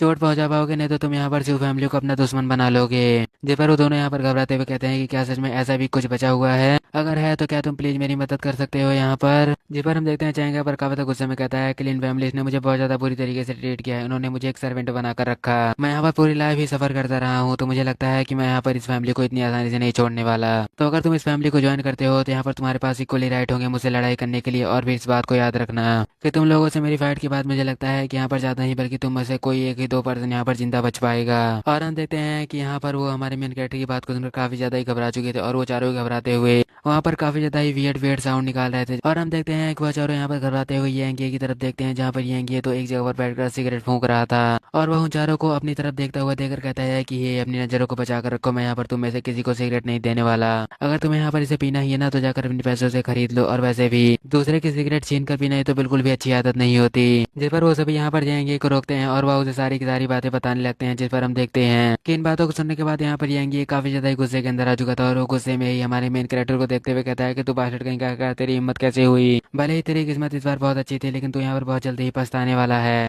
जी पर हम देखते हैं ये कि गुंडों को जो कि यहाँ पर एक क्रीपी से स्माइल देते हुए हमारे मेन कैरेक्टर की तरफ बढ़ने लगते हैं, और हम देखते हैं कि चैंग इसे देखने के बाद एक गहरी सांस लेता है और वो कहता है कि मैंने इन्हें कितनी बार समझाया लेकिन मुझे ये बात सोचनी चाहिए थी कि लॉजिकली कुत्ते की दुम कभी सीधी ही नहीं हो सकती, उन्हें बिना लात खाए कभी कोई फर्क ही नहीं पड़ने वाला। और हम देखते हैं कि ऐसा कहने के साथ एलिन वहाँ पर एक पर्सन को एक थप्पड़ मार देता है तुरंत ही, जिस थप्पड़ को खाने के साथ ही वो पर्सन कहता है कि क्या, और जिसके बाद वो आगे और कुछ भी कह पाता उससे पहले ही वहाँ पर एक बहुत बड़ा धमाका होता है और वो वहाँ से उठकर कहीं और पहुंच जाता है। जी पर हम देखते हैं वहाँ पर खड़े हुए बाकी सभी लोग डर चुके थे और वह सभी वहाँ से दौड़कर जाने लगते हैं, और वह सभी अपनी जान बचाना चाहते थे हमारे मेन कैरेक्टर से। लेकिन तभी होंगे यहाँ पर एक पीले बाल वाले पर्सन को एक थप्पड़ मारता है और वो कहता है कि तू बास्टर्ड कहेगा, क्या मैंने तुझे पैसे देकर यहाँ पर इसीलिए मंगाया था कि तू तो यहाँ पर एक ट्रैश को देखकर इस तरीके से डर कर भागने लगे। आखिरकार तेरी हिम्मत कैसे हुई इस तरीके से एक ट्रैश से डरकर यहाँ से भागने की। लेकिन तभी युंगिए के फोन पर एक फोन कॉल आती है जो कि यहाँ पर शिवसिंह की थी, और वहाँ पर शिवसिंह कहती है युंगिए से कि हे तुम आखिरकार हो कहाँ पर, और वैसे भी यहाँ पर ग्रैंडफादर की तबीयत बहुत ज्यादा ही खराब है और वो काफी ज्यादा सीरियस कंडीशन में है, तो जल्दी करो और यहाँ पर मेरी मदद के लिए मेरे पास आ जाओ। जी पर युंगी कहता है कि ओ अच्छा वो हॉस्पिटल के अंदर है, ठीक है मैं अभी थोड़ी देर के अंदर वहाँ आता हूँ।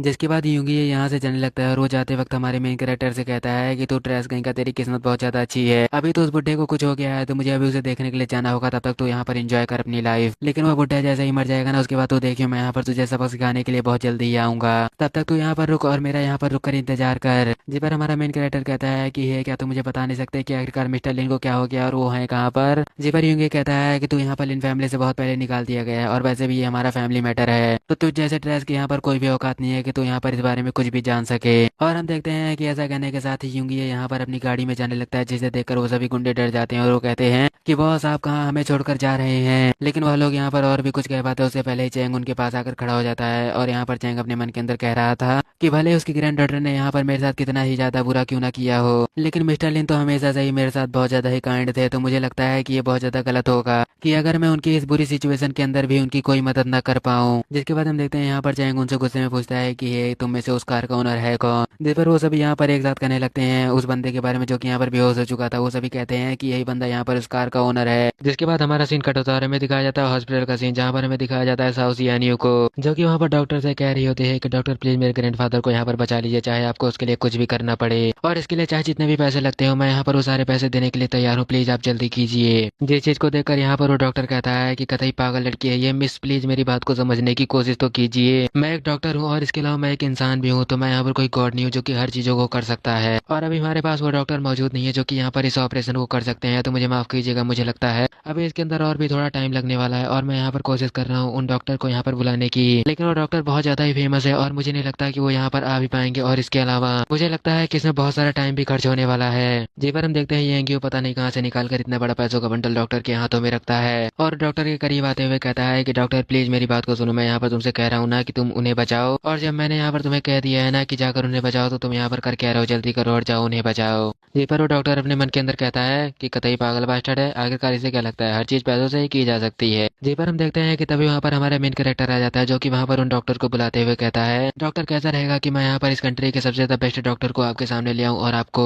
उनके द्वारा ऑपरेशन करते हुए देखने का एक मौका दूं, क्या आप इसके लिए थोड़ी देर के लिए अपना ऑपरेशन थिएटर मुझे उधार में दे सकते हैं। जी पर हम देखते हैं वो डॉक्टर दौड़ कर जाते हैं और वो यहाँ पर डॉक्टर ली का हाथ पकड़ लेते हैं और वो कहते हैं कि डॉक्टर ली आखिरकार आप और यहाँ पर, और ये मेरा खुश नसीब जो कि मैं यहाँ पर आज आपसे मिला, और मैं चाहता हूँ कि ऐसे ये चलता रहे सिलसिला, मतलब आप जैसे महान डॉक्टर वो भी हमारे हॉस्पिटल के अंदर, हमारी तो यहाँ पर पूरी दुनिया ही बदल चुकी है। और क्या सच में वो जो बच्चा कह रहा है क्या वो सच है, क्या क्या आप हमें अपना ऑपरेशन करते हुए देखने देंगे। जिस पर डॉक्टर ली कहते हैं कि हाँ मैं तुम्हें देखने तो दूंगा, लेकिन खुद को ऑपरेशन करते हुए नहीं बल्कि जो मरीज है उसका ऑपरेशन करते हुए, और वैसे भी ये जो यहाँ पर ना उनके दो रिलेटिव खड़े हुए ना इन्हें जल्दी से यहाँ से हटा दो, बीच में दिखने नहीं चाहिए। जिस पर वो डॉक्टर कहता है कि यस बॉस आपने कहा और हमने किया, आखिरकार ये भी कोई पूछने की बात है। जिसके बाद वो चश्मे वाला डॉक्टर यहाँ पर चैंग को और उसके साथ डॉक्टर ली को लेकर उस ऑपरेशन रूम की तरफ जाने लगता है और वो कहता है कि डॉक्टर ली मुझे लगता है कि मैं शायद यहाँ पर आपसे कुछ ज्यादा ही मांग रहा हूँ, लेकिन क्या आप प्लीज अपना फोन नंबर मुझे दे सकते हैं, शायद मुझे फ्यूचर में आपकी जरूरत पड़ जाए। ज्यादा नहीं मतलब दो चार जगहों पर कुछ चीजें मुझे समझ में नहीं आती ना, तो वो मैं दरअसल आपसे पूछ लिया करूंगा ना टाइम आने पर। अब बिल्कुल भी चिंता मत कीजिएगा, मैं यहाँ पर ज्यादा डिस्टर्ब नहीं करने वाला आपको, मैं महीने में बस एक बार ही कॉल करूंगा। लेकिन हम देखते हैं चैंग को जो कि यहाँ पर कह रहा होता है अपने मन के अंदर कि मैं उनके उन सारे फेवर्स को कभी रीपे नहीं कर सकता, लेकिन मुझे एक मौका मिला है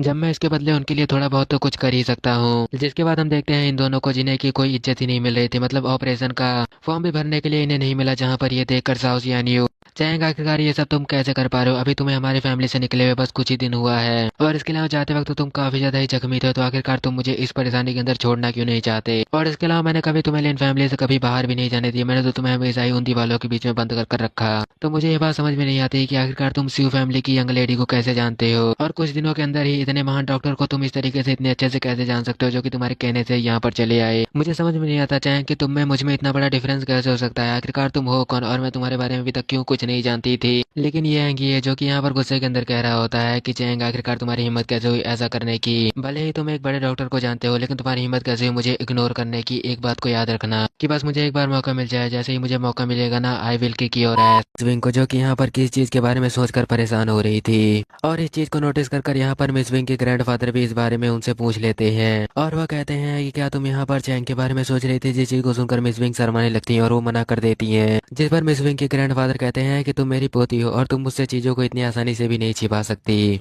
जिस पर मिस विंग भी इस बात को समझ जाती हैं और वो अपने ग्रैंडफादर के पास बैठते हुए अपने ग्रैंडफादर से पूछती हैं कि वैसे अगर मैं यहाँ पर चैंग के साथ अपनी कोई रिलेशनशिप रखती हूँ तो क्या ग्रैंडफादर आपको इस चीज से कोई भी प्रॉब्लम होगी। जिस पर मिस विंग के ग्रैंडफादर यहाँ पर कुछ सोचने लगते हैं और वो मिस विंग से कहते हैं कि मुझे इससे कोई फर्क नहीं पड़ता, अगर तुम्हें कोई कुत्ता भी पसंद हो ना तो तुम मुझे इस बारे में बता सकती हो, मैं उसे एक हेवनली कुत्ता बना दूंगा। जिस पर मिस विंग कहती हैं कि वैसे ग्रैंडफादर हमारी चैंग के साथ 3 दिन बाद मीटिंग होने वाली है, तो क्या आप मुझे बता सकते हैं कि आप यहाँ पर इस बारे में क्या सोचते हैं। जिस पर मिस विंग के ग्रैंडफादर कहते हैं कि तुम बिल्कुल भी इस बारे में चिंता मत करो और यह सब कुछ बस तुम्हारे लिए है और मैं इस चीज को देखूंगा कि क्या वो तुम्हारे लायक है या नहीं। जिस पर मिस विंग कहती है कि अगर ऐसी बात है ग्रैंडफादर तो मुझे लगता है कि अगर वो आपके टेस्ट के अंदर पास हो जाता है तो मैं सबके सामने इस चीज को बता सकती हूँ, है ना। और मैं बिल्कुल ही ऐसे ही व्यक्ति को चाहती थी जिसे कि यहाँ पर इन फैमिली बिल्कुल ही पसंद ना करती हो। जिसके बाद हमें हॉस्पिटल के सर्जरी रूम के बाहर का सीन दिखाया जाता है जहाँ पर हम देखते हैं डॉक्टर को जो कि यहाँ पर जैंग से कहता है कि तुमने काफी ज्यादा अच्छा किया एक नौसिखिए होने के बावजूद भी। जिस पर जैंग इस बात पर उस डॉक्टर को थैंक्स कहता है। जिस पर हम देखते हैं डॉक्टर ली को जो कि तभी अचानक से वहाँ पर अपनी चमकती हुई आंखों से चैंग को देखने लगते हैं और वो कहते हैं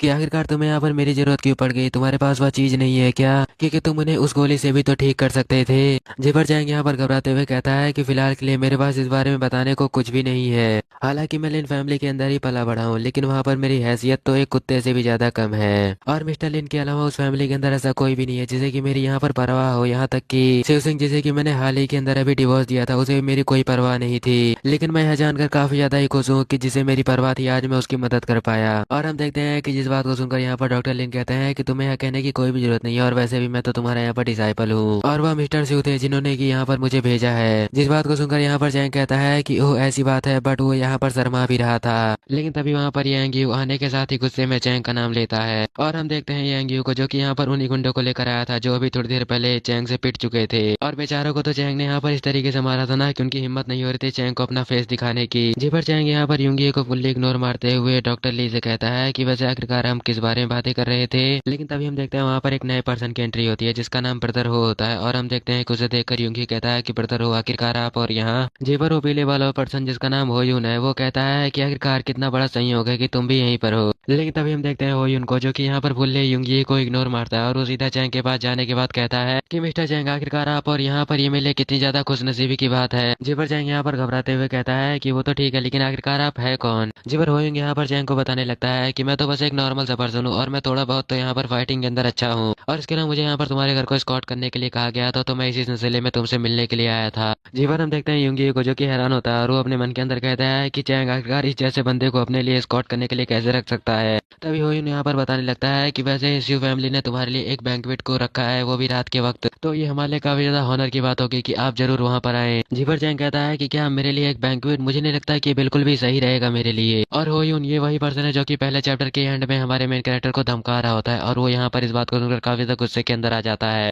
और फिर वो उसके बाद वहाँ पर चैंग के आगे झुक जाता है और वो चैंग से कहता है कि मिस्टर चैंग आखिरकार आप ऐसा कैसे कर सकते हैं और वैसे भी मिस विंग ने यहाँ पर मुझसे इस बारे में कहा है कि अगर मैं आपको वहाँ पर नहीं ले आ पाता हूँ तो मुझे यहाँ पर इस शहर को छोड़कर जाना पड़ेगा। जीवन हम देखते हैं इन तीनों को जो कि यहाँ पर एक साथ ही अपना सर झुकाकर कहते हैं कि हाँ मिस्टर चैंग हम भी आपसे माफी मांगना चाहते हैं। जीवर युंगी यहाँ पर गुस्से में उनसे कहता है कि हे क्या तुम यहाँ पर मेरे साथ मजाक करना चाहते हो। जीवर हम देखते हैं चैंग को जो कि यहाँ पर इन सारी चीजों को देखकर तो हैरान था, जिसके बाद चैंग यहाँ पर थोड़ा सोचने के बाद कहता है कि ठीक है मैं वहाँ पर जरूर आऊंगा, आप बस मुझे उसका एड्रेस दे दीजिएगा। जीवर होइंग यहाँ पर बहुत ज्यादा खुश होते हुए चैंग से कहता है कि मिस्टर चैंग आप बिल्कुल भी चिंता मत कीजिए, आपको वहाँ पर खुद से आने की कोई भी जरूरत नहीं है, मैं आपको वीआईपी इनविटेशन दे देता हूँ और उस दिन मैं आपके यहाँ पर कार लेकर आ जाऊंगा। और हम देखते हैं तीनों को जो कि यहाँ पर आपस में खुसर फुसर करते हुए कहते हैं कि वो पर्सन एक वीआईपी गेस्ट है और यहाँ पर हमारे ब्रदर भी वहाँ पर उनके आगे झुक रहे हैं, तो क्या तुम्हें लगता है कि हम उनके आगे जीत भी सकते हैं। जी पर दूसरा कहता है कि नहीं हम उनके आगे कभी भी नहीं जीत पाएंगे, तो बेहतर रहेगा कि हम उनसे अभी माफी मांग लें। जी पर तीसरा कहता है कि नहीं अभी निकल लेते हैं। जी पर हम देखते हैं वह तीनों वहाँ से भागने लगते हैं। इस पर युंगी कहता है कि तुम आखिरकार मेरे साथ ऐसे स्कैम कैसे कर सकते हो, जिस पर वह तीनों कहते हैं कि स्कैम आखिरकार तुम्हारे से मतलब क्या था और क्या तुम्हें दिखाई नहीं देता कि वो पर्सन कितना ज्यादा पावरफुल है। और इसके अलावा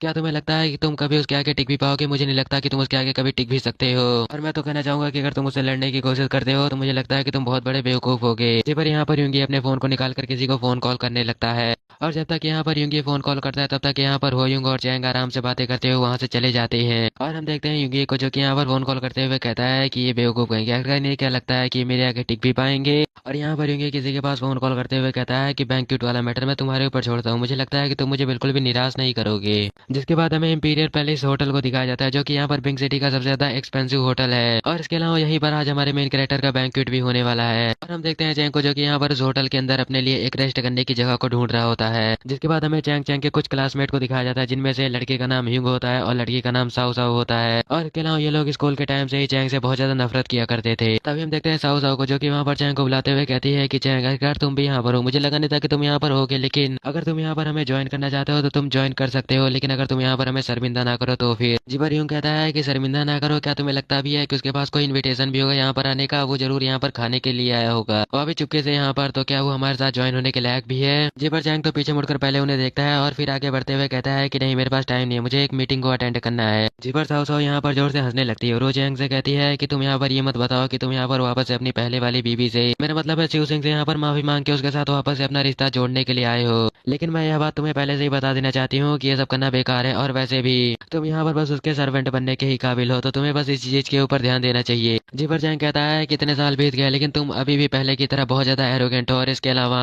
जो चीज है जो कि इतने सालों के अंदर यहाँ पर तुम्हारे अंदर बदली है वो है तुम्हारे चेहरों की झुर्रियाँ। जी पर साउ साउ कहती है कि अगर तुम्हारे साथ गलत क्या है, और वैसे भी तुम इस तरीके से बात कैसे कर सकते हो, और मुझे पता है कि तुम्हें ये बात कभी भी रियलाइज नहीं होगी कि आखिरकार मेरी पोजीशन इस वक्त तुम्हारे सामने है क्या। जी पर चैंग कहता है कि हाँ, तुमने बिल्कुल सही कहा, मैं इस बात को कैसे रियलाइज कर सकता हूँ जब तक कि ये बात मुझे पता नहीं चल जाती कि तुमने यहाँ पर अभी तक कितने सारे अमीर लड़कों को फंसा रखा है। जी पर साउ साउ गुस्सा हो जाती है और वो चैंग को हाथ से मारने के लिए दौड़ती है, लेकिन तभी हम देखते हैं वहाँ पर एक लड़की आती है जो कि कहती है कि तुम लोग कौन हो जो कि यहाँ की चीजों को खराब कर रहे हो। जिसके बाद हम देखते हैं उस लड़की को जिसका नाम गोंग याओ होता है, और वो क्लास के अंदर हमारे मेन कैरेक्टर के साथ ही थी, वो भी यूनिवर्सिटी के टाइम में, और वो उस क्लास की मॉनिटर भी थी, और वो यहाँ तक हमारे मेन कैरेक्टर का काफी ज्यादा साथ भी दिया करती थी, और वो इस वक्त भी यही करती है। और याओ यहाँ पर इन दोनों को रोकते हुए कहती है कि वैसे मुझे लगता है कि आपको ये चीजें यहाँ पर नहीं करनी चाहिए थी, और वैसे भी आप यूनिवर्सिटी के अंदर राइवल थे ना कि यहाँ पर, मुझे नहीं लगता कि आपके झगड़े का कोई मतलब भी बनता है। जी पर हम देखते हैं साओ साओ ह्यू के पास आ जाती है और वो यहाँ पर इस चीज को समझ जाता है, और वो कहता है याओ मुझे लगता है कि तुम उसी जगह पर मॉनिटर थी ना कि यहाँ पर, और वैसे भी यह जगह मेरे बड़े भाई हो यूं की है, तो इसलिए मैं यहाँ पर जो चाहूँ वो कर सकता हूँ, तुम्हें इसके बीच में इंटरफेयर नहीं करना चाहिए, और इसके अलावा तुम्हें यहाँ पर अपना मुंह बंद रखना चाहिए, और तुम यहाँ पर वो नहीं कर सकती जो कि वहाँ पर कर सकती थी, और वैसे भी ये बाहरी दुनिया तुम्हारे हिसाब से नहीं चलने वाली, और अगर तुम यहाँ पर इस चीज को नहीं देख सकती तो तुम्हें अपना मुंह बंद रखना चाहिए, और यहाँ पर जितना हो सके उतना चुप रहना चाहिए, नहीं तो तुम्हारे साथ बहुत ज्यादा गलत भी हो सकता है। और वो या उसे ऐसा ही कुछ कह रहा होता है, लेकिन तभी उसे पंच या फिर कि कुछ ऐसा ही आकर लगता है, और हम देखते हैं कि याओ और साओ साओ या दोनों ही चीज को देखकर बहुत ज्यादा हैरान थे। जिपर चैंग यहाँ पर अपने हाथों से तालियां बजाते हुए कहता है कि ओ मुझे लगता है कि मैंने किसी मच्छर को अभी अपने हाथों से मार दिया है, कितना ज्यादा गंदा है। जिपर याओ यहाँ पर चैंग के पास आती है और वो कहती है कि चैंग अगर तुम इस वक्त इतने ज्यादा शांत क्यों हो, और वैसे भी अभी भी जो तुमने किया है उसके बाद क्या तुम्हें डर नहीं लग रहा है कि तुम्हारे साथ क्या कुछ गलत भी हो सकता है। जिपर चैंग यहाँ पर साओ साओ से कहता है कि तुम बिल्कुल भी चिंता मत करो, उसने यहाँ पर तुम्हारे साथ गलत चीजें करने की कोशिश की है, और इसके अलावा मैंने तो बस उसे इस चीज का फल दिया है, और वैसे भी यहाँ पर बहुत सारे लोग हैं, इसी वजह से वो तुम्हारे साथ कुछ भी गलत नहीं कर पा रहा है, लेकिन जैसे ही वो किसी जगह पर तुम्हें खाली देखेगा तो मुझे पता है कि वो जरूर वहाँ पर तुम्हारे साथ कुछ ना कुछ गलत करने की कोशिश करेगा, तो मैंने उसे बस सबक सिखाया है, और मुझे पता है कि यहाँ पर कोई भी नहीं है जो कि यहाँ पर हिम्मत कर सके मुझे नुकसान पहुंचाने की। और हम देखते हैं साओ साओ को जो कि यहाँ पर कहती है कि तुम लोगों ने देखा यहाँ पर उसने ह्यूंग को चोट पहुंचाई है, तो सारे के सारे बॉडीगार्ड उसे बिल्कुल भी छोड़ना मत। जिस पर वो सारे बॉडीगार्ड भी यहाँ पर गुस्से में आगे बढ़ने लगते हैं। फिर हम सुनते हैं ह्यूंग की आवाज को जो कि यहाँ पर गुस्से में आते हुए कहता है कि किसकी हिम्मत हुई यहाँ पर उसे हाथ लगाने की, अगर वो इंसान यहाँ पर मुझे मिल गया ना तो मैं उसे यहाँ की टाइल्स खाने के लिए मजबूर कर दूंगा, नहीं तो मेरा नाम होयुंग नहीं। जी पर हम देखते हैं ह्यूंग को जो कि यहाँ पर इस बात को सुनकर काफी ज्यादा खुश हो जाता है, और होयुंग से कहता है कि ब्रदर होयुंग ये पर्सन और कोई नहीं बल्कि चैंग है जिसने कि ऐसा करने की हिम्मत की है। लेकिन तभी वो अगले पल यहाँ पर कुछ देखकर बहुत ज्यादा ही शौक हो जाता है, और हम देखते हैं कि ह्यूंग ने यहाँ पर देखा था कि ब्रदर होयुंग वहाँ पर चैंग के कपड़ों को साफ कर रहे होते हैं, और वो कहते हैं कि मिस्टर चैंग मुझे माफ कर दीजिएगा कि मैंने यहाँ पर इतनी देर कर दी, कि आप ठीक है? जिस पर चैंग कहता है कि हाँ मैं बिल्कुल ठीक हूँ। जी पर होयुंग कहता है कि मुझे बहुत ज्यादा दुख है कि आपके साथ मेरे होटल के अंदर ऐसा कुछ हुआ, मुझे माफ कर दीजिए। जी पर याओ कहती है कि माफ नहीं, तुम पहले उन दोनों को सबक सिखाओ। और हम देखते हैं इन दोनों को जो कि यहाँ पर रिची को देखकर हैरान थे, और वह दोनों अपने मन के अंदर कहते हैं कि वो उन्हें कैसे जानता है। जी पर होइंग उन दोनों की तरफ आगे बढ़ता है, जिसे देखकर यहाँ पर ह्यूंग कहता है कि ब्रदर मुझे माफ कर दीजिएगा, मुझे पता नहीं था कि ये दोनों आपके बहुत अच्छे फ्रेंड है, नहीं तो मैं ऐसा करने की कोशिश ही नहीं करता। जिस पर साउ साउ कहती है कि मुझे भी नहीं पता था कि वह दोनों आपके इतने अच्छे फ्रेंड है, नहीं तो मैं उन्हें खुद जाकर वह इनको सर्व करती। और अब मुझे लगता है कि मैं इस चीज से बहुत ज्यादा शर्मिंदा हूँ, तो प्लीज मुझे यहाँ से जाने दीजिए। जिस पर होइंग यहाँ पर एक क्रीपी से स्माइल देते हुए कहता है कि ओ तुम्हें यहाँ से एस्केप करना है। जिस पर वो दोनों भी यहाँ पर काफी ज्यादा खुश होकर हाँ में सर हिलाने लगते हैं। जिस पर होइंग वहाँ पर एक गार्ड से कहकर वहाँ की एक टाई से उड़वा लेता है और कहता है कि ठीक है, जैसा कि मैंने यहाँ पर कहा था कि अगर वो बेवकूफ इंसान मुझे यहाँ पर मिल गया ना तो मैं उसे यहाँ टाइस खाने के लिए मजबूर कर दूंगा, तो जल्दी से इसे फिनिश करो और उसके बाद तुम जा सकते हो। जेबर साहब साहब घबराते हुए कहती है कि क्या हम ऐसा कैसे कर सकते हैं। जेबर साहब साहब यहाँ पर चैंग के पास जाती है और वो कहती है कि चैंग प्लीज उन लोगों को रोक लो, तुम्हें पता ही है ना कि हम लोग यहाँ पर कॉलेज के टाइम से ही काफी अच्छे फ्रेंड रह चुके हैं, तो तुम क्या इतना भी नहीं कर सकते अपने फ्रेंड के लिए। जेबर चैंग कहता है कि ओ मुझे माफ कर देना, लेकिन मेरा लेवल तो तुम्हारे आगे कुछ भी नहीं है, तो तुम ही इसे अपने लेवल के हिसाब से शायद और अच्छे से रोक पाओगी, मुझे जैसा बेकार इंसान तुम्हारी कहाँ मदद कर पाएगा। जिसके बाद हमें एक डाइनिंग टेबल को दिखाया जाता है जहाँ पर होयुंग चैंग को लेकर आया होता है और वो कहता है चैंग से कि मिस्टर चैंग ये टोकन और ये सारे गिफ्ट हमारी फ्रेंडशिप की निशानी है, तो प्लीज आप इसे ले लीजिए। जिपर चैंग भी उसे देखकर गुड कहता है और हम देखते हैं वहाँ पर बहुत सारे गिफ्ट थे। जिपर हम देखते हैं चैंग वहाँ पर उन सारे सामानों को देखकर काफी ज्यादा घबरा जाता है और उनमें से एक कार्ड लेते हुए कहता है कि मिस्टर होइंग मुझे माफ कर दीजिएगा, मैं यहाँ पर अल्कोहल और बाकी सारी नशे की चीजों को इस्तेमाल नहीं करता, तो मुझे लगता है कि वह चीजें मेरे लिए एकदम बेकार है, तो मैं बस इसी कार्ड को ले रहा हूँ। और उस कार्ड को लेते हुए चैंग अपने मन के अंदर कह रहा होता है कि अगर मैंने यहाँ से कुछ भी नहीं लिया तो मुझे लगता है कि चीजें बहुत ज्यादा खराब हो जाएंगी, और वैसे भी उसने यहाँ पर मुझे काफी ज्यादा प्यार से ये सब दिया है, तो मैं अगर नहीं लेता हूँ तो ये काफी ज्यादा गलत होगा उसके साथ। जी पर होइंग यहाँ पर चैंग को बताने लगता है कि मिस्टर चैंग दरअसल ये सब इसलिए था क्योंकि सू फैमिली ने यहाँ पर हर साल की तरीके इस साल भी एक बिजनेस बैंक्वेट को ऑर्गेनाइज किया है, जहाँ पर सभी लोगों के लिए वीआईपी कार्ड जाते हैं, और इसके अलावा वहाँ पर बहुत सारी बड़ी बड़ी फैमिलियों के अलावा बहुत सारे लोग आते हैं जो इस सिटी के अंदर बहुत बड़ी जगह पर होते हैं। जिस पर चैंग कहता है कि ओ ऐसी बात है, तो मुझे लगता है कि तुम्हें यह कार्ड नहीं मिला होगा। जिस पर होइंग कहता है कि हाँ आपने बिल्कुल सही कहा मिस्टर चैंग, क्योंकि मैंने भी इस बारे में बहुत बार सोचा, लेकिन मुझे एक ही बात पता चली है कि मैंने जो आपके साथ वो गलत व्यवहार किया था शायद इसी वजह से ये होगा। जी पर होइंग यहाँ पर काफी ज्यादा इमोशनल हो जाता है और वो कहता है कि मुझे माफ कर देना, मुझे लगता है कि मैंने मिस विंग को बहुत ज्यादा ऑफेंड कर दिया है, तो मैं चाहता हूँ कि मैं किसी तरीके से उनकी या तुम्हारी मदद कर पाऊँ। जिस पर चैंग कहता है कि अब बस करो, मुझे पता है कि मुझे तुम्हारी मदद कैसे करनी है। जी पर होइंग कहता है कि मैंने एक नई जगह पर अपना एक बहुत बड़ा बिजनेस स्टार्ट किया है और वो काफी ज्यादा कमाल का है, और हम देखते हैं कि वो बॉडीगार्ड भी यहाँ पर नई स्टेट की उस बिजनेस जगह को दिखाने लगते हैं, जिसे देखकर चैंग कहता है कि नई स्टेट में आखिरकार मुझे बताओ कि यहाँ पर स्टेट और लोग कहाँ पे हैं, और इसके अलावा यहाँ पर तो चारों तरफ जंगल और इसके अलावा बस तुम्हारा बिजनेस है। जी पर होइंग कहता है कि मिस्टर चैंग आप बिल्कुल भी इस बारे में चिंता मत कीजिए, जैसे ही आप मेरी मदद करेंगे मैं ये जगह आपके नाम पर कर दूंगा। जी पर चैंग यहाँ पर कुछ सोचते हुए कहता है कि ठीक है मैं इसे करूंगा, लेकिन तुम मेरे ऊपर ज्यादा उम्मीद मत रखना, और अपने मन के अंदर कहता है कि वाह सिर्फ मुझे इसे एक लिफाफा देना है और मैं यहाँ पर इतना ज्यादा अमीर हो जाऊंगा, मुझे तो लगा ही नहीं था कि मेरे पास इतने पैसे भी आ पाएंगे।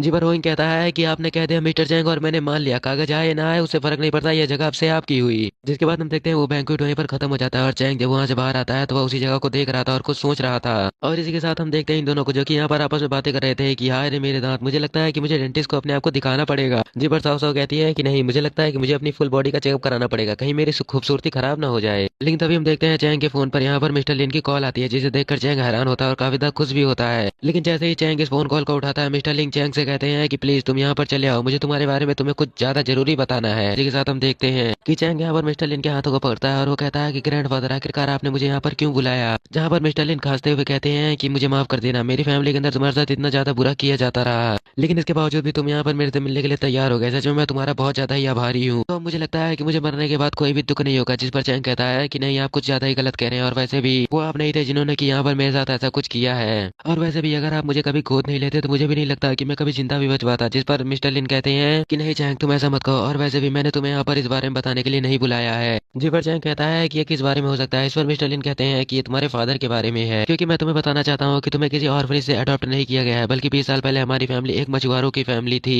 और फिशिंग करना ही हमारे फैमिली के लिए सब कुछ हुआ करता था, और ऐसे ही मैं भी यहाँ पर मछलियां पकड़कर किनारे पे बैठा हुआ था, तभी मैंने यहाँ पर देखा कुछ, और उस वक्त मैं बहुत ज्यादा ही जवान था, तो मेरी आंखों ने वहाँ पर कुछ ज्यादा ही इनक्रेडिबल देख लिया। मैंने देखा एक इंसान को जो कि बिल्कुल भी किसी नॉर्मल पर्सन की तरीके नहीं था, बल्कि वो तो यहाँ पर पानी के ऊपर चल रहा था, लेकिन उसका पानी में चलना तो बहुत ज्यादा छोटी बात थी। मैंने देखा कि वो कई सारी लड़ाकू शिप से लड़ रहा था, और वो बहुत सारी शिप थी, और उन लोगों के पास इतने सारे हथियार और इतनी सारी मिसाइल थी कि वहाँ की एक मिसाइल इस पूरी सिटी को ही तबाह कर सकती है, लेकिन फिर भी वो तुम्हें अपने हाथों में लेकर अकेला ही उन शिपों के आगे खड़ा था, और उसने थोड़ी सी ताकत के साथ उन सारी शिपों को ऐसे तबाह कर दिया ना जैसे कि वो उनके लिए कुछ थी ही नहीं। जिसके बाद वो ताकतवर इंसान वापस से उसी जगह पर आकर खड़ा हो गया तुम्हें लेकर, जहाँ पर वो कुछ देर पहले खड़ा था, और वो एकदम शांत था इसे देखकर, जैसे कि उसके पास इतनी ज्यादा ताकत है कि ये पूरी दुनिया को ही तबाह कर सकती है। और